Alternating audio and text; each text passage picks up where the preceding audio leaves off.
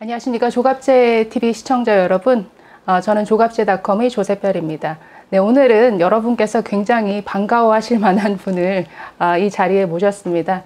네, 지난 4.15 총선의 최대 격전지였죠. 네, 서울 광진을에서 정말 2,700여 표 차이로 아깝게 당선에 실패하셨지만 그래도 정말 최선을 다해서 싸우셨던 오세훈 전 시장님을 모셨습니다. 네, 반갑습니다. 반갑습니다. 네. 와주셔서 감사드립니다. 네, 고맙습니다. 사실 지난 4.15 총선 끝나고 너무나 많은 분들이 아쉬워하셨거든요. 네. 굉장히 많은 언론들이 또 집중한 이런 곳이기도 했고 너무나 아까운 표차로 네, 패했기 때문에 많은 분들이 함께 아쉬워하셨던 것 같은데요. 지난 한 달 어떻게 지내셨습니까? 많은 분들이 굉장히 궁금해 하시더라고요. 많은 분들이 그렇게 성원해 주셨는데 결과가 패배여서 정말 죄송하게 생각한다는 말씀부터 일단 드리겠고요. 선거라는 게 원래 끝나고 나면은 뒷마무리 할 게 참 많습니다. 네, 특히 그렇죠. 지고 나면은 좀 더 많습니다. 그래서 지난 한 달 동안 지역 구민 여러분들 글쎄요, 오히려 위로를 해드려야 될 상황도 있었고요. 굉장히들 아쉬워하고 먼저들 미안하다, 다음에는 진짜 꼭 될 수 있게 우리가 더 열심히 뛰겠다 이런 말씀 들으면 정말 눈물부터 나오죠. 네, 함께 애써주신 분들이니까. 네, 이제 그런 분들 위로드리고 저도 또 도리를 좀 다 하고 그러다 보니까 후딱 몇 주가 지나갔고요. 네. 이제 지난주부터 조금 좀 정신을 수습하고 그래도 너무 좌절과 시리에 빠져 계신 분들이 많아서 제가 그렇게 있으면 안 되겠다 하는 생각이 한 3주 정도 지나니까 들기 시작하더라고요. 그래서 요즘에는 이제 당의 젊은 그 후보자들 출마했다가 안 된 친구들이 더 많습니다.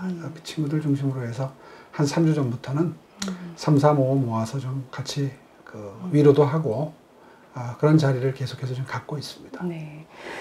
일단 지난 선거 얘기 잠깐 해볼까요? 네. 지난 4.15 총선에서 광진을은 그야말로 정말 청와대가 총출동하다시피 해서 고민정 후보를 지원했죠. 이낙연 후보부터 해서 이인영, 임종석 아주 여러 인사들이 출동했었는데요. 양정철 네.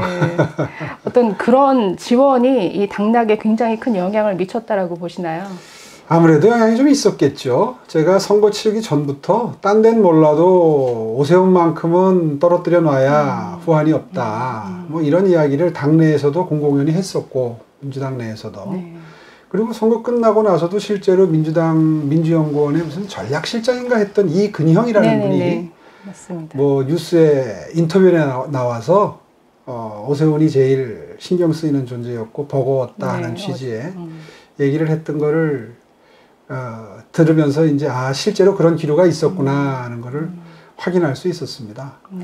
고민정문을 보내기 전부터 굉장히 띄우기 위해서 노력했던 거를 아주 피부로 실감을 했고요. 실제로 그런 분위기는 그들 내에 분위기라기보다도 그런 전략적 그들용으로 좌표 찍기라고 그러죠. 그런 거는 있었던 걸로 확인이 됩니다. 여러 가지 증언을 통해서. 문재인 후보의 소원이 고민정 후보가 당선되는 것이다라는 식의 이런 홍보를 많이 하더라고요. 실제로 사진 한 장 나오고 멘트 하나 나올 때도 이건 정말 A급 전문가 중에 A급이 붙어서 하는구나라는 느낌을 받을 때가 자주 있었습니다. 그에 비해서 이 미래통합당에서의 어떤 지원에 있어서는 좀 아쉬운 부분이 있었습니까? 야당은 원래 당 차원에서의 지원이라는 게 재정 형편상으로도 그렇고 여러 가지 빈약할 수밖에 없고요. 그리고 실제로 이건 우스갯소리입니다만은 어떤 후보는 중앙당에서 누가 와가지고 뭘 도와드릴까요 하니까 아이고 사고나 치지 말고 방해나 하지 마시오. 그렇게 이야기를 하고 돌려보냈다는 이야기가 이번 선거에도 있거든요. 그럴 정도로 사실은 중앙당의 조직적인 홍보 전략이나 이런 건 사실 좀 취약했었죠. 사실 그런 부분뿐만 아니라 사실은 이번 선거에서는 그 중앙선관위의 중립성 문제가 굉장히 많은 도마에 올랐잖아요. 실질적으로 참 이례적으로 선관위가 직접 후보를 고발하는 일도 있었고 고민정 후보 같은 경우에는 선거법 위반에 대해서 투표 하루 전날 그것도 늦은 오후에 아주 뒤늦게 고발해서 이런 부분 이 외에도 참 여러 개가 있습니다만은 참 중립성 문제가 그게 뭐 지금의 어떤 투표 조작 논란으로까지 뭔가 빌미가 된 부분이 있는 것 같은데요. 그렇습니다. 실제 현장에서 뭐 어떤 걸 좀 겪으셨나요? 그런 부분에 있어서. 일단 제가 거주하는 아파트 경비원들에게 설날 흔히 하는 대로 그 사회 상규에 어긋나지 않는 범위 내에서 뭔가 그분들께 위로를 드리는 그런 그 봉투를 돌린 거를 악용을 해서 그 신고가 들어갔었는데 선거 때는 이제 예민해지니까 그건 있을 수 있는 일이죠. 그런데 그거를 선관위에서 또 그 검찰에 고발을 하는 게 굉장히 법정 선거운동 시작하기 전이었죠. 네. 그렇게 해서 아주 법정 선거운동 들어가자마자였을 네, 겁니다. 초기였던 것으로. 그래서 굉장히 타격을 주더니 또 그걸 이어받아서 대진연이라고 하는 네네. 대학생 진보연합이라고 하는 단체의 젊은 친구들이 아주 조직적으로 수십 명이 주로 사람들이 많이 다니는 목 좋은 곳이라고 그러죠. 흔히 지하철이나 이런 곳에서 뭐 피켓 시위를 하고 갖가지 뭐 돈 받아먹은, 돈 준 사람이다. 돈 봉투를 뿌린 사람이다. 이제 이런 표현을 써가면서 조직적으로 낙선운동을 하는데 선관위가 피켓만 안 들면 뭐 육성으로 하면 괜찮다. 이런 유권 해석을 해가지고 그 친구들이 선거 마지막 날까지 엄청나게 집요하게 그러면 총선 기간 내내 그럼요. 그런 방해가 이어졌나요? 그럼요. 제가 그 뭐 페이스북에 올렸던 그 사진처럼 네. 저를 둘러싸고 방해를 하는 일이 벌어져서 이제 경찰서 앞에 가서 1인 시위를 이틀 했지 않습니까? 네네네. 그 황금 같은 시간에 선거운동 못하고 1인 시위를 해서 뭔가 조사를 할 듯이 하더니 그 이후에 계속 또 반복되는 거예요. 뭐 그런 일이 있었고 나중에 알고 보니까 선거 끝나고 한 2, 3주 지나면서 요즘에 그 윤미향 사건이 네네네. 기사화가 되면서 윤미향이라는 사람이 정의연이라는 걸 통해서 시민단체 자제들에게 장학금을 지급했는데 네, 그 자제가 아니라 대진연 학생들에게 장학금을 지급한 게 명단이 나왔어요. 네. 사실 그때는 민주당과의 연계를 입증할 방법이 없었는데 네네. 그 기사를 보니까 아하 이것은 분명히 민주당과 어떤 형식으로든 뒤에서 연결된 대진연의 낙선운동이 민주당의 조직적인 어떤 움직임과 연결됐을 가능성이 이제 굉장히 높아진 거죠. 네. 이런 부분에 대해서 지금 사법기관에서 제대로 수사가 되고 있는지 모르겠어요. 글쎄요, 뭐 진짜 그 부분에 대해서 사실 대진연이라는 단체가 그동안 해온 여러 가지 활동들은 뭐 노골적인 종북 활동이었거든요. 네. 뭐 백두칭송위원회를 만든다든지 아니면 또 뭐 미 대사관 뭐 넘어가서 시위한 것뿐만 아니라 또 윤소아 전 정의당 네, 원내대표에게 네, 뭐 비둘기 사체였던 것 같아요. 그 소포를 자작극을 벌여서 태극기 세력이 한 것처럼 그러니까 이런 식의 참 위법한 활동들을 많이 벌인 단체인데 수단 방법 안 가리는 네. 친구들이라는 걸 이번에 아주 피부로 절감했죠. 근데 제가 사실 중간에 한번 선관위에 물어봤었어요. 전화를 해서. 그러니까 이런 어떤 조직적인 방해 행위에 대해서 선관위가 어떤 제재할 어떤 법적 권한이 없는 것이냐 있다고 하더라고요.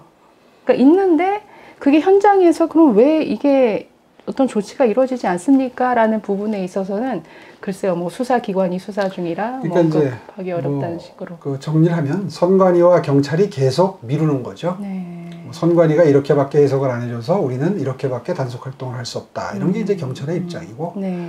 또 선관위는 우리는 분명히 위법이라고 얘기했는데 경찰이 안 한다. 이런 식의 니미럭 내미럭 하면서 그냥 선거 기간이 끝나버린 거고요. 뭐 문제를 지적하자면 또 억울했던 점을 지적하자면 한두 끝도 없지만 이건 분명히 제도적으로 고쳐야 된다 하는 점은 네.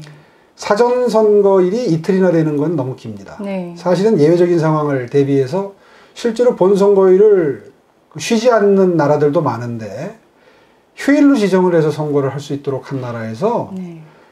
그럼에도 불구하고 투표를 못하는 분들을 배려하는 것까지야 좋은데 그거를 이틀이나 한다. 더군다나 그 날짜가 본선거일과 상당히 떨어져 있기 때문에 최종적으로 완벽하게 후보의 장단점에 대해서 알고 있는 상태에서 투표가 이루어지는 게 아니라 공식 선거운동이 절반 정도 이루어진 상태에서 투표가 이루어지다 보니까 생길 수 있는 모순점. 네, 그렇죠. 다시 말해서 이번에 우리 지역 같은 경우에는 고민정 후보의 선거법 위반이 위중한 사실이 2개가 고발이 되고 실제로 지금 검찰에서 수사를 하고 있는데요. 네네.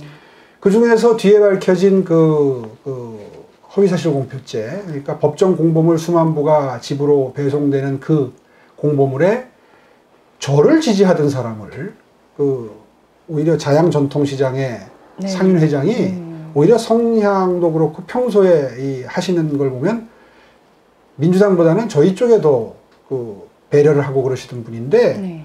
그분이 명시적으로 뭐 고민정 후보 같은 후보가 몇 명만 있으면 뭐 원이 없겠다 이런 식의 구체적인 멘트까지 넣어가지고 본인이 하지 않은 말을 가지고 지지선언을 한 것처럼 해서 사진까지 박아가지고 공보물을 보냈거든요. 아, 그럼 본인 동의 없이 공보물에 실은 건가요? 그렇습니다. 그래서 그게 허위사실 공표가 된 거죠. 그거를 선관위가 실제로 고민정 후보를 고발을 했고요. 그렇죠. 근데 문제는 그 고발이 아까 말씀하신 네, 것처럼 하루 전에. 4월 15일 날 하루 전, 그것도 늦은 오후, 네. 제 귀에 들어온 게 오후 한 5시쯤이었거든요. 보통 그런 일이 벌어지면 후보에 대해서 정확한 판단을 하기 위해서는 적어도 2, 3일의 전파 시간이 필요한데 네. 선거 바로 전날 있었고 우연히 그때 뉴스를 못 본 유권자들의 경우엔 그 다음날 모르고 투표했을 수가 많습니다. 네, 네. 이런 걸 생각해보면 확실히 사전투표제도에 대해서는 지금 불거지고 있는 부정선거 논란과는 별개로 네, 네. 분명히 제도적인 개선이 있어야 한다. 그러니까 사전투표일이 너무 길고 이틀씩이나 기회를 주는 건. 네. 그 다음에 그게 최대한 본선거율과 붙어 있어야 한다. 그래야 지금 말씀드린 그런 모순된 상황이 네. 발생되지 않는다. 이 점은 우리가 앞으로 당을 통해서 분명하게 선관위에 전달을 하고 여론화를 해서 사전투표제도를 바꾸지 않으면 뭐 이번에 문제가 되는 부실한 선거관리, 투표함 관리는 뭐 당연한 거고요. 예, 그런 건 우리가 반드시 바로잡아야 될 점이다 이렇게 생각합니다. 지금 뭐 어쨌든 아쉽게 떨어진 후보들이 많기 때문에 우파 진영 일부에서는 지금 선거 개표 조작 논란으로 좀 시끄럽습니다. 많은 분들이 일부지만 어쨌든 거기에 굉장히 몰두하고 계신데 그런 부분에 있어서 왜 참여하지 않느냐 뭐 이런 압박을 받으신 적은 있으신가요? 네. 아, 그럼요. 네. 네. 그 부분에 대해서는 뭐 어떤 입장이십니까? 이제 한 달 정도 흘렀으니까 입장을 분명히 말씀드릴 수 있는데 사실은 한 2, 3주 정도 흘렀을 때 저희 지역에서 광진을에서 사전투표함이 바꿔치기 되고 뭐 표가 혼입됐다. 이런 것을 방송하는 우파 유튜버 분이 방송에 있었습니다. 네. 뭐 오세훈은 비겁자다 이래가지고 왜 이렇게 분명한 증거가 있는데 왜 가만히 있느냐, 왜 소송을 하지 않느냐, 이제 이런 취지의 방송이었어요. 저도 처음에 그 한 20분 정도 되는 유튜브 방송을 보고 이건 정말 소송해야 되겠는데 하는 생각이 들었습니다. 네. 너무 설득력 있게 조곤조곤 설명을 또 더군다나 사진까지 띄워가지고 설명을 해주셔서 저는 정말 진짜인 줄 알았어요. 그리고 그 다음날 이제 긴급회의를 소집했겠죠. 네. 그래서 현장에 들어가서 개표 참관을 했던 분 6분 중에 그날 형편되시는 분 4분이 전원 다 참석하셨고 네. 그 다음에 이제 젊었을 때부터 선관위에서 근무를 했던 제 아주 친한 친구가 있습니다. 그 친구는 뭐 고위직까지 오르진 못했지만 말하자면 현장에서 선관위 실무를 아주 뭐 잔뼈가 굵은 그래서 세세한 디테일까지도 다 꿰고 있는 모든 상황에 대해서 다 알고 있는 그런 제 친구를 이제 한 명 불러다 놓고 점검 회의를 시작을 했어요. 그런데 회의를 해보니까 그 유튜브에서 방송했던 게 유튜브 방송만 보면 정말 그게 다 사실인 것 같고 큰 문제가 있는 것 같이 느껴지던 그 문제점들이 하나하나 사실 무근임이 밝혀지는 겁니다. 지적이 사실 무근인 거죠. 특히나 지금 제기되고 있는 문제 제기가 거의 대부분 사전투표에 문제가 있다는 거 아닙니까? 당일 투표는 우리가 이겼으니까요. 저희 지역도 이겼고. 사전투표함이라고 하면서 뭐 띄었다 붙인 자국이다 이랬던 것들이 하나하나 다 점검을 해보니까 첫째는 사전투표함이 아니라 당일 4월 15일 날 투표함이었어요. 허탈하더라고요. 그러니까 그 모양 자체가 다릅니다. 사전투표함 보관 상태와 개표장으로 갖다 놨을 때 그 상태가 달라요. 근데 사실 개표 참관을 해본 분이 아니면 그걸 잘 모릅니다. 아무래도 실무를 잘 알아야 그 과정들을 그러니까 그 선관위에서 평생 잔뼈가 굵은 물론 전적으로 제 편이지요. 저를 위해서 그 모든 걸 제 입장에서 생각해 줄 수 있는 친구인데 하나하나 조목조목 설명을 하는데 도저히 현실적으로 일어날 수 없는 일이더라고요. 네. 게다가 그날은 우리 참관인 중에 아주 그 열정적인 분이 계셔서 실제로 사전투표함과 그 사후투표함을 사진 촬영을 해놨던 분이 저희 참관인 중에 있었어요. 네. 그분 사진을 확인을 하니까 그 사전투표함이라고 주장하면서 유튜브 방송을 했던 내용이 당일 4월 15일 날 투표함임이 명백하게 밝혀지는 겁니다. 네. 사진에 똑같이 나오는 거고. 그걸 보면서, 그리고 뭐 그 외에 뭐 몇 가지 또 증거를 네, 뭐 댔는데, 여러 예, 네, 온라인상으로 하나하나 이제 그 전문가, 현장을 잘 아는 전문가의 설명을 들으면서 한 2시간 가까이 회의를 하고 내린 결론은 네. 적어도 광진을에서는 사전투표에 관한 그런 그 무슨 조작이나 네. 또 뭐 몇 표 중에 몇 표가 같다 이런 주장도 하잖아요. 네네. 그런 일은 없었다. 이게 확인이 됐고요. 네. 그래서 그날부로 생각을 정리를 했습니다. 네. 이게 검토까지는 했지만 그렇죠. 그러니까 대부분 문제 제기되는 게 이해는 갑니다. 네. 심정적으로 동의도 되는 부분도 있고, 왜냐하면 확률적으로 통계적으로 도저히 있을 수 없는 기현상들이 벌어졌기 때문에 안타깝게도 저를 지지해 주시거나 우리 당을 지지해 주셨던 그 지지에 그 투표를 해 주셨던 분들이 굉장히 그 섭섭한 마음을 갖고 분노하는 그런 상황이 되는 건 저는 심정적으로는 충분히 동의할 수 있습니다. 네. 그런데 이제 이런 게 각 지역별로 구체적인 사례로 들어가게 되면 도저히 입증할 방법이 없을 뿐더러 그것이 사실로 밝혀질 확률도 매우 낮다 네. 하는 것을 저희 지역구의 경우에는 다행히 사진 찍어 놓은 게 다 있어가지고 네. 다 제가 아주 그 깊이 있게 들여다볼 수 있는, 판단할 수 있는 자료들이 있었거든요. 그래서 이제 지금 정리하자면 심정적으로는 충분히 이해도 가고, 그리고 함께 그 아픔을 뭐 하고 싶은 마음이야 정말 뭐 누구 못지않지만, 또 가장 억울한 게 따지고 보면 그렇죠. 저일 수 있는 거죠. 네. 그런데 이제는 좀 그 부분에 대한 생각은 좀 정리를 하고, 네. 이제 부정선거 논의를 제기하는 데 쓰여질 수 있는 에너지의 절반 정도는 이제는 좀 우리가 왜 졌는지, 네. 그리고 다음에 또 뼈아픈 패배를 반복하지 않기 위해서는 어떤 점을 개선을 해야 되고 바꿔야 되는지, 이런 논의로 초점을 좀 옮겨서 다음 선거의 승리를 기약할 수 있는 그런 노력을 지금부터 배가해야 되는 시점이 아니겠는가. 그러니까 지난 사실 한 달이 좀 너무 아깝다는 생각이 들었어요. 사실 패배 원인, 그리고 좀 개선해야 될 부분, 지금 21대 국회가 개원하기 전에 이런 것들이 좀 정리가 됐으면 했는데, 사실 조금 이 부분 어떤 정말 냉정한 평가나 어떤 전망이나 이런 부분이 좀 약한 것 같아서 제가 제일 아쉬웠던 것도 그 부분입니다. 물론 뭐 심정적으로 동의되지 않는 부분에 대해서 그런 주장을 하는 거야. 뭐 민주주의 국가에서 그걸 어떻게 다 막겠습니까만은, 너무 거기에 에너지가 집중되다 보니까 실제로 복귀를 하고 무엇이 잘못됐는지를 따져보고, 그리고 다음에는 우리가 이런 걸 고쳐서 선거에 임하자고 하는 이런 움직임에 오히려 힘이 실리지 않는 그런 현상을 보면서, 이거는 우리가 크게 그 자해행위가 될 수 있다. 우리 스스로 정말 소중한 시간적인 기회를 놓치고 있다. 선거 직후에 그게 가장 활발해야 되고, 그때 나오는 그 수도권 낙선자들의 심정이 위기 상황을 가장 잘 대변하는데, 그런 상황을 최대한 활용해서 승리의 어떤 다음 승리의 에너지로 숙성시켜내는 작업, 이런 것들이 지나치게 간과되는 모습을 보면서, 아니 뭐 투표가 부정이다 이래버리면 그 다음부터 반성이 있을 수 없죠. 그런 점이 참 정말 안타까웠습니다.